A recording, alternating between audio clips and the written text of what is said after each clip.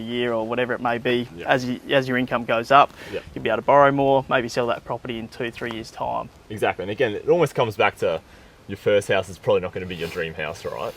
Because I think a lot of what smart first property buyers will do is they'll utilize their first home buyer schemes. They'll go out, live in a property for a year.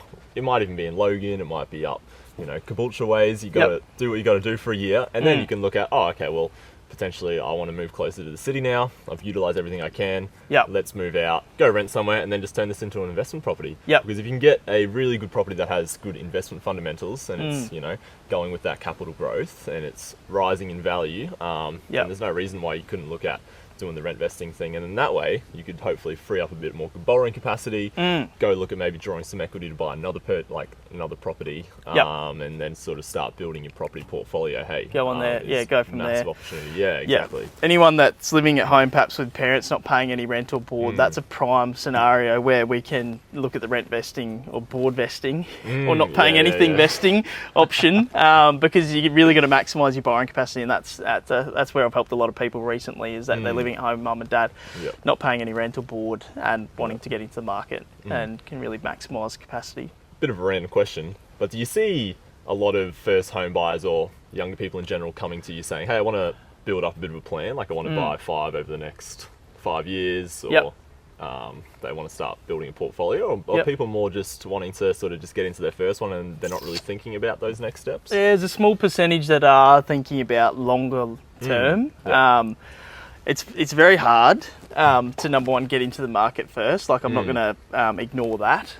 So I think a lot of people are just like, what can I do to get in? Like, I don't care what it looks like. Like, I'm really just keen to get in. I'm sick of renting. I'm sick of the rents going up. I'm sick of maybe the house is getting sold on me. I want some stability. So that's, I guess, that's been a big focus. But then there's a small percentage that are like, I want to buy this first one, but I've got plans to have 2, 3, 4, 5 down the track. And that's really good for us to know. And I ask those questions, like, what's the goals? Not now, but longer term. Because it's important to think about that, because there's ways that we can structure the finance. So if you were to buy your first home and have the intentions to rent that out in maybe 2 or 3 years, there's ways that we can structure the finance to make that more, I guess, optimise that moving forward. Gotcha.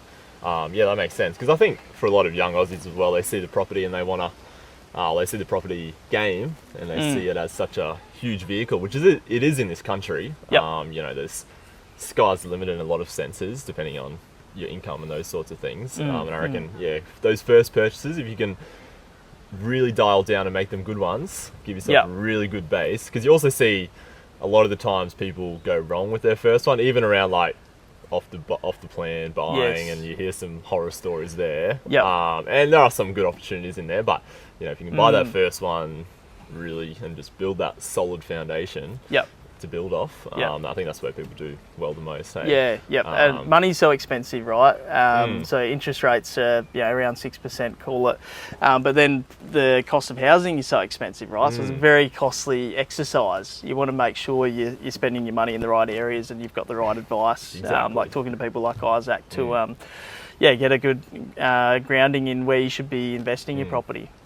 And for your newer first home buyers that come to you, what is the one thing that is holding them back from getting into a property? You might get the young couple very optimistic, and then you look at their things. What's holding them back, you think? There's a couple of things there. I think one would be mindset, and not perhaps being too afraid to dive into it. Maybe thinking that they're going to pay too much. Maybe think that the property market's going to crash. With that sort of view, you're not quite going to get there, I think. You've got to have the long-term view that property is going up over a period of time. It's time in the market, not time in the market. We hear it all the time. So I think that's one of the main ones. And I think committing to it. It's not a scary thing. It's a great vehicle, like you said, to build your wealth. Are you seeing lots of serviceability issues these days, in the fact that maybe people have got a lot of Uber Eats spending, or maybe people have got the credit card limits or the car loans? Do those things really impact your borrowing when it comes to buying your first house? Spot on. So banks work off the credit limit, so it doesn't matter what the balance is of your credit card, like they're working off the limit. So if you've got a 15k credit limit, that's going to impact borrowing capacity significantly. Also, your HEX debt, there's a lender now that's looking at HEX debts a bit more favourably, which is great. And then, car loans, etc., they're always going to impact borrowing capacity. They're the main things. That is a big pain point for a lot of people. It's a hard conversation that we have daily with a lot of people. It's like, you want to aim to purchase a property up here, but your borrowing capacity is actually down here. And we'll guide you on things that you can do to help increase that borrowing capacity, whether it's paying down the debts, closing credit card, reducing the limits.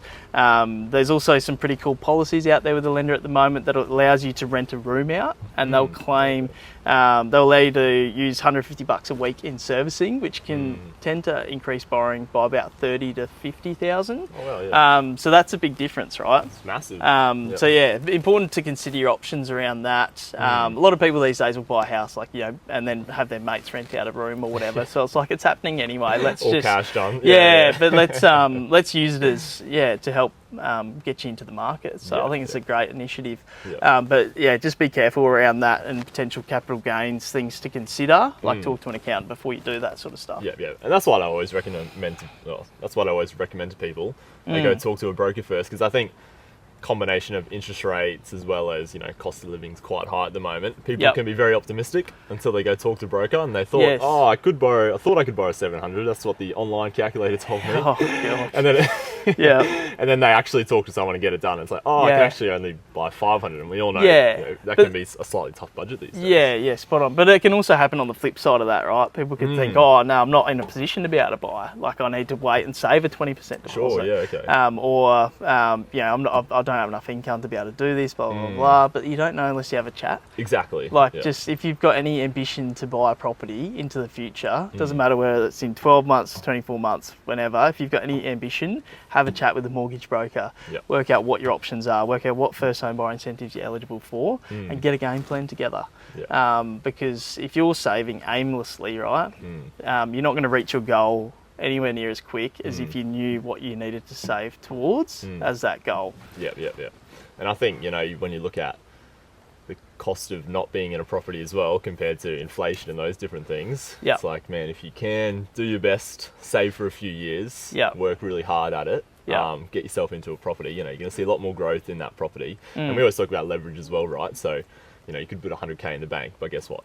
It's only growing on that 100 grand. Whereas if you go buy it, use that as a 5% or 10% deposit towards a, what's that? Like $1 million. Your $1 million home. Or then, you're leveraging your $100,000 to then see growth on $1 million property, right? Spot on. Going up, say, 8% a year. Exactly. 8% on 1 mil is a lot versus it's sitting in the bank. So for newer first home buyers out there, they're starting on their journey now, maybe even just looking at putting a savings plan in place. What's the one piece of advice you'd give those guys? Like I said before, have a chat with a broker. You're aimlessly saving, you don't know where you're at and what you can do unless you've started that conversation, and have a chat with one that is an expert in the area the stage of life that you're in. So if you're a first home buyer, chat to a broker that specialises in first home buyers. So they are across all the government incentives and what's coming up and how they can best help you get into the market sooner. Because as you know, you can't save as quick as the market's moving, right? So there's some pretty cool changes coming up as well in the first home buyer space. Obviously, we've just had the election as well. So Labor are staying in, and they're going to bump up the price cap for the first home guarantee scheme up to 1 mil now. So that's going to be as of January next year. So obviously you've got to have significant borrowing capacity to be able to purchase up to 1 mil, but it will help some people, right? For sure. And there's no income caps, so you could be on 500 grand a year, like you are probably. But buy up to 1 mil and off you go with a 5% deposit plus costs. So there's a really cool changes happening. Last thing I'll just say is I do have a Facebook group for first home buyers specifically. It's called First Home Buyers Club Queensland. It's purely just a safe space. You can go on there, get the education that you need to make better informed decisions. Like I said earlier, I'm passionate about helping in this space, so that's why I created it. I've got people like Isaac in there, experts that can answer questions. You can ask them anonymously if you need to. Just go on there, get the information you need, and off you go. Just trying to help bridge that gap and help with the education side. Perfect. Well, that's Luke Ashby, everybody, from Emerge Finance. Absolute weapon. I'll tag his Facebook group and also his socials below. So if you want to get in touch, looking to buy your first house, reach out and he'll be more than happy to help. Cheers. Awesome. Thanks, mate. Thanks, mate. Cheers.